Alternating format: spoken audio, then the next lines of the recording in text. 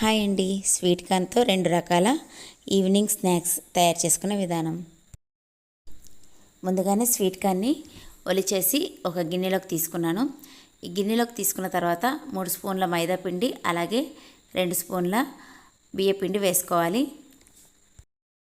అలాగే అర స్పూన్ కారము, కొద్దిగా ధనియాల పౌడర్ అంటే పావు స్పూన్ ధనియాల పౌడరు, పావు స్పూన్ జీలకర్ర పౌడరు, టేస్ట్ తగినంత సాల్ట్ వేసుకోవాలి. వేసుకున్న తర్వాత ఇదంతా బాగా మిక్స్ చేసుకోవాలండి.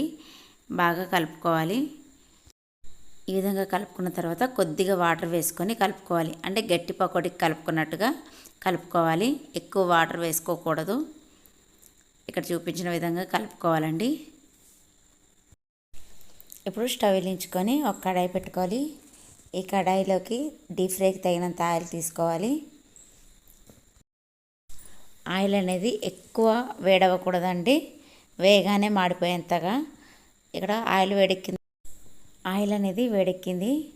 ఇప్పుడు గట్టి పకోడీకి ఏ విధంగా వేస్తామో అదే విధంగా ఈ స్వీట్ కార్న్ పకోడీ కూడా అలాగే వేసుకోవాలి. ఇక్కడ చూపించిన విధంగా వేసుకోవాలి. ఇది వేడివేడిగా తింటే చాలా బాగుంటుందండి. ఒక్కొక్కసారి ఈ స్వీట్ కార్న్ అనేది ఆయిల్లో వేయగానే చిటపట అంటాయండి. కొద్దిగా జాగ్రత్తగా వేసుకోవాలి. ముందుగా ఈ పకోడీని హై ఫ్లేమ్లోనే ఫ్రై చేసుకోవాలి. కొద్దిగా రంగు మారిన తర్వాత మీడియం ఫ్లేమ్లో ఫ్రై చేసుకోవాలి. ఇక్కడ చూపించిన విధంగా. ఇక్కడ కొద్దిగా రంగు మారింది కదండి. ఇప్పుడు మీడియం ఫ్లేమ్లో పెట్టుకోవాలి. అలాగే కలుపుకోవాలి. ఈ పకోడీని ఆయిల్లో వేయగానే కలపకూడదు. కలిపితే విడివిడిగా అయిపోతాయి. కాసేపు వేగిన తర్వాతనే, కొద్దిగా రంగు మారిన తర్వాతనే కలుపుకోవాలండి. ఈవినింగ్ స్నాక్స్ కింద చాలా బాగుంటాయి. పిల్లలు స్కూల్ నుండి వచ్చాక అలా పెట్టుకోవచ్చండి. ఇష్టంగా తింటారు కూడా. స్వీట్ కార్న్ పకోడీ రెడీ అయిపోయిందండి.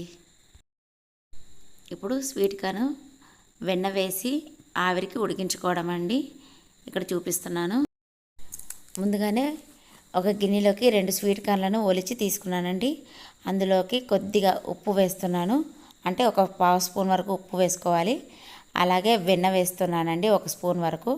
ఇప్పుడు ఇదంతా బాగా కలుపుకోవాలి. ఇది కలుపుకున్న తర్వాత నేను ఒక కుక్కర్ తీసుకున్నాను. అందులోకి ఒక అర గ్లాస్ వరకు వాటర్ వేసుకోవాలి. ఇప్పుడు ఈ కుక్కర్లో ఒక చిన్న గిన్నె పెడుతున్నానండి. ఈ గిన్నె పెట్టిన తర్వాత దానిపైన ఈ స్వీట్ కార్న్ గిన్నె పెడుతున్నాను. ఇక్కడ ఈ స్వీట్ కార్న్ గిన్నె మీద మూత పెట్టుకోవాలండి. నేను మర్చిపోయాను, మీరు మాత్రం పెట్టుకోండి.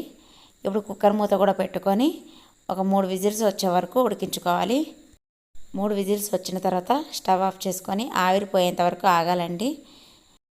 కుక్కర్లో ఉన్న ఆవిరిపోయిందండి. ఇప్పుడు మూత తీసుకొని ఒకసారి కలుపుకోవాలి.